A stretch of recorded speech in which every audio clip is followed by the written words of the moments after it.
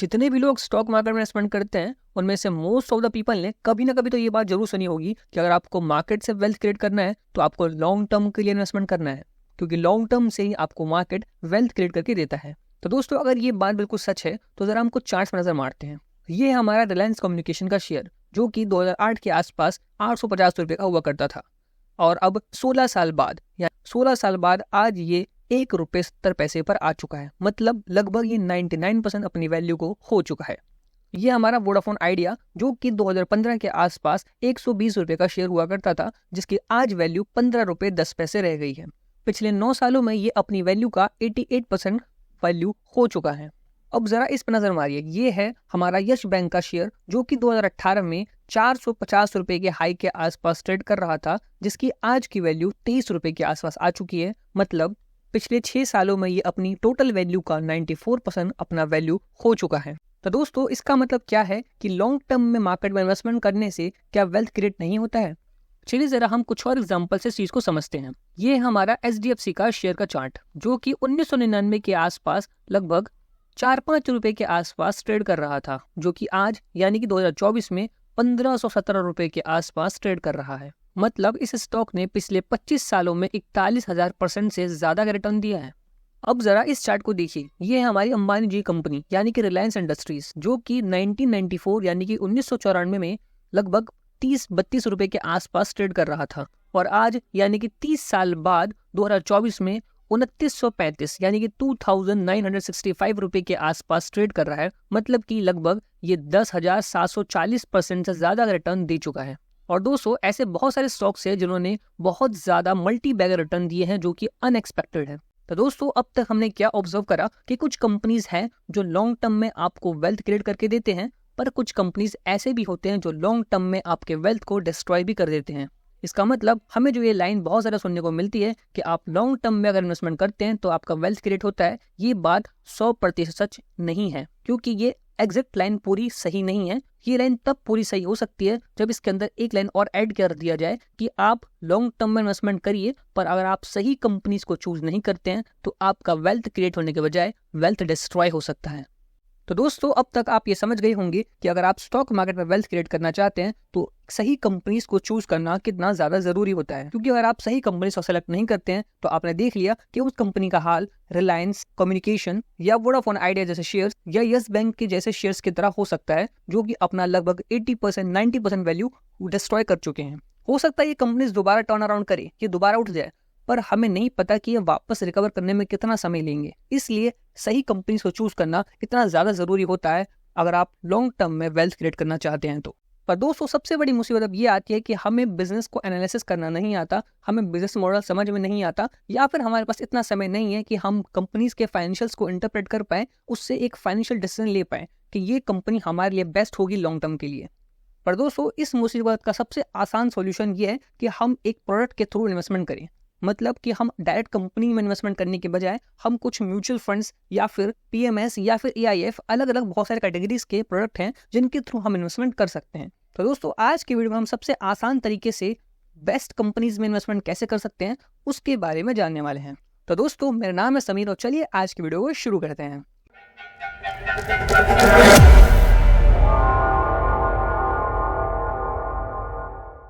तो दोस्तों, आज की वीडियो में हम बात करने वाले हैं वैल्यू फंड्स के बारे में। अब ये वैल्यू फंड्स क्या होते हैं? वैल्यू फंड्स ऐसे म्यूचुअल फंड्स होते हैं जिनका टारगेट ऐसे कंपनीज होती हैं जो फंडामेंटली बहुत ज्यादा स्ट्रांग होते हैं, जो कि अभी रीजनेबल वैल्यू पर ट्रेड कर रहे होते हैं मार्केट में।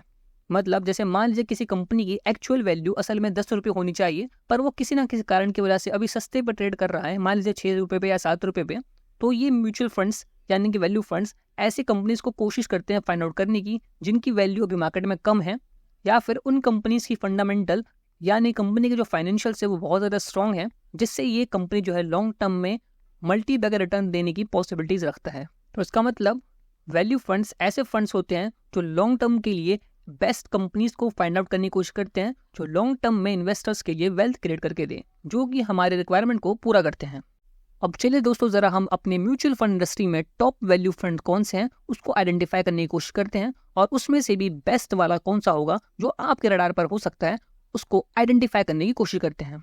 तो दोस्तों मैंने यहाँ पे top 3 best performing value fund को सिलेक्ट करा है और इन तीनों में से भी हम बेस्ट को आइडेंटिफाई करने वाले हैं कि इन तीनों में से बेस्ट वैल्यू फंड कौन सा होने वाला है। तो यहाँ पे सबसे पहला हमारा HSBC का वैल्यू फंड है, दूसरा हमारा ICICI प्रूडेंशियल का वैल्यू डिस्कवर फंड और तीसरा है निप्पॉन इंडिया का वैल्यू फंड। तो ये तीनों ही हमारे वैल्यू कैटेगरी के फंड है, यानी कि ऐसे फंड्स जो कि ऐसे कंपनीज को आइडेंटिफाई करते हैं जिनकी वैल्यू अभी मार्केट में रीजनेबल है, अंडर वैल्यूड है और जिनके फंडामेंटली बहुत ज़्यादा स्ट्रॉन्ग है वो कंपनीज और वो लॉन्ग टर्म में वेल्थ क्रिएट करने की पॉसिबिलिटीज रखते हैं। तो यहाँ पे सबसे पहले हम बात करते हैं कि AUM की, मतलब इस फंड ने अब तक इन्वेस्टर से कितना पैसा जुटाया है। तो यहाँ पे 12,000 करोड़ से ज़्यादा HSBC के पास AUM हो चुका है, ICICI का AUM 42,000 करोड़ को क्रॉस कर चुका है और निप्पॉन इंडिया का लगभग 7,500 करोड़ के आसपास का AUM है।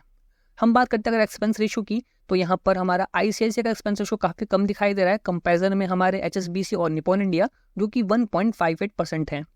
एग्जिट लोड की बात करें, मतलब कि अगर आप एग्जिट करते हैं 1 साल से पहले तो यहाँ पर आपको 1% का चार्ज देना पड़ेगा। सेम यहाँ पर हमारे ICICI में भी है, अगर 1 साल से आप पहले निकलते हैं तो 1% की पेनल्टी होगी। अगर निप्पॉन में भी आप 1% की पेनल्टी लेगी अगर आप 1 साल से पहले निकलते हैं। पर आपको दोस्तों चिंता करने की जरूरत नहीं है, क्योंकि हम यहाँ पे लॉन्ग टर्म की इन्वेस्टमेंट की बात कर रहे हैं, तो हम 1 साल से पहले तो एग्जिट नहीं लेने वाले। हम बात करते हैं लॉन्ग पीरियड की, यहाँ पे कोई भी लॉन्ग पीरियड नहीं है, मतलब कि आप कभी भी जब चाहें अपना पैसा सारा का सारा विड्रॉ कर सकते हैं। यहाँ पे लिखा गया इंसेप्शन डेट, मतलब कि ये फंड शुरू कब हुआ था, तो यहाँ पे 2010 में शुरू हुआ था हमारा HSBC का फंड, 2004 में शुरू हुआ था हमारा ICICI का और 2005 में शुरू हुआ था हमारा निप्पॉन का फंड। बात करें मिनिमम इन्वेस्टमेंट की, तो आप 5,000 से शुरू कर सकते हैं HSBC में इन्वेस्टमेंट, और ICICI के लिए आपको मिनिमम कम से कम 1,000 रुपये इन्वेस्टमेंट करना होगा, तभी आप इस फंड में एंट्री ले सकते हैं। निप्पॉन के लिए आपको जस्ट 500 रुपीज़ की नीड होगी। आप बेंचमार्क की बात करें, मतलब कि ये फंड जो है ये किससे अपना फंड का कंपैरिजन करते हैं, अपनी रिटर्न से कंपैरिजन किससे करते हैं, तो ये निफ्टी 500 जो कि हमारी निफ्टी की जो 500 टॉप कंपनीज हैं उनसे अपनी ये जो रिटर्न्स है वो जनरेट करते हैं, उसको ये लोग मेजर करते हैं। अब चलिए ज़रा दोस्तों हम इन तीनों ही फंड्स के ज़रा रिस्क और रिटर्न दोनों का एनालिसिस करते हैं कि किस फंड ने ज़्यादा रिस्क लिया है और किस फंड ने किस तरह का रिटर्न जनरेट करा है अपने रिस्क के अकॉर्डिंग। अगर हम लास्ट 1 ईयर की बात करें तो यहाँ पर HSBC ने लगभग 60% के आसपास रिटर्न बनाया है और सिमिलरली हमारे निप्पॉन ने भी लगभग 60% के आसपास रिटर्न बनाया है, और यहाँ पे थोड़ा सा या फिर बोले तो हमें ज़्यादा कुछ ICICI पीछे रह गया है। और अगर अब 3 ईयर की बात करें तो यहाँ पे 27% का रिटर्न बनाया है हमारे HSBC ने, और उसको थोड़ा फॉलो करता हुआ हमारे निप्पॉन ने लगभग 26% के आसपास रिटर्न बनाया है, और फिर उससे थोड़ा कम हमारा ICICI ने बनाया है। 5 ईयर की बात करें तो यहाँ पर हमारा निप्पॉन ICICI जो है वो लगभग 22.95% के आसपास रिटर्न बनाया है, और इससे थोड़ा कम पॉइंट में ही हमारे HSBC और निप्पॉन ने भी लगभग 22% का आंकड़ा मतलब टच कर दिया है। 10 ईयर की बात करें तो यहाँ पर 19.29% का रिटर्न के साथ आउट परफॉर्म करा है हमारे HSBC ने। तो यहाँ पर हमें रिटर्न्स में तो दिखाई दे रहा है कि जो HSBC है वो ज़्यादातर ईयर्स के अंदर बाकी हमारे ICICI और निप्पॉन के फंड से आउट परफॉर्म कर रहा है। पर हम ज़रा कुछ रिस्क की बात करते हैं। हो सकता है ये जो रिटर्न हमें ज़्यादा दिखाई दे रहा है हमारे HSBC के अंदर, इसके लिए इन्होंने हो सकता है ज़्यादा रिस्क लिया हो, क्योंकि हम लोग जानते हैं इकोनॉमिक्स का एक बेसिक रूल कि higher the risk higher the return, मतलब अगर कोई फंड ज़्यादा रिस्क लेता है तो हो सकता है फिर वो ज़्यादा रिटर्न बना रहा हो।